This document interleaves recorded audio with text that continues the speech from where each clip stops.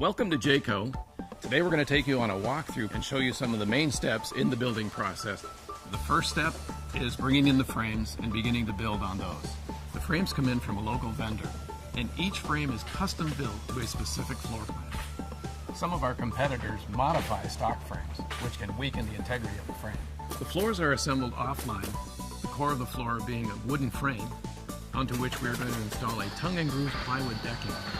Then they flip the floor over, and then we cover the underside of the floor with a plastic that we call Polyflex, which serves as a moisture barrier to the underside of the floor.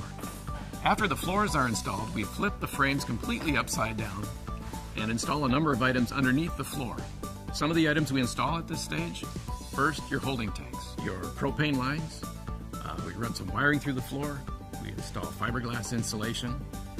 And then after inserting insulation, we're going to install what we call an underbelly cover. Before the unit moves on to the next workstation, we're going to install what we call stabilizer jacks. And then we install the axles and of course the tires and rims. And then they're going to flip the unit back upright, and they set the tires down in these green carriages, we call them. And this system allows the workers to simply hand push the units from one workstation to the next. In all of our facilities, the cabinets are built on the mezzanine above the production line in our cabinet shop, and then they are slid down a chute to the point on the production line where we install cabinets in the interior wall. This frees up space on the main floor and improves workflow. Sidewalls are built with what's known in the industry as the stick and tin method. When we install the insulation, and not all manufacturers do this, we glue the insulation to the back side of your interior wall panel.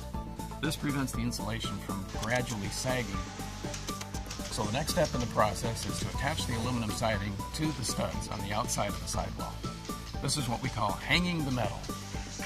The roofs are installed next, and those are built up on the mezzanine next to the cabinet shop. They run wiring through the roof, they install fiberglass insulation, and then they top it off with a plywood decking, similar to how we build the floor. We refer to our roof as a Magnum Truss roof system, which involves certain steps that we take that a lot of our competitors don't. The end result being a roof that is 50% stronger than our competitors' roofs. Eventually, we will cover that plywood decking with a single sheet of rubber. The rubber membrane's job is to cover all those seams in one fell swoop. The last 8 stations on the line we refer to as final finish, where we're putting the finishing touches on the units.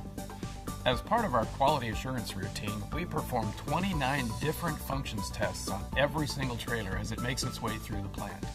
These tests are related to the electrical systems, the water systems, and the propane system. And you just saw it. We build them to last. And we've been doing it for nearly 50 years.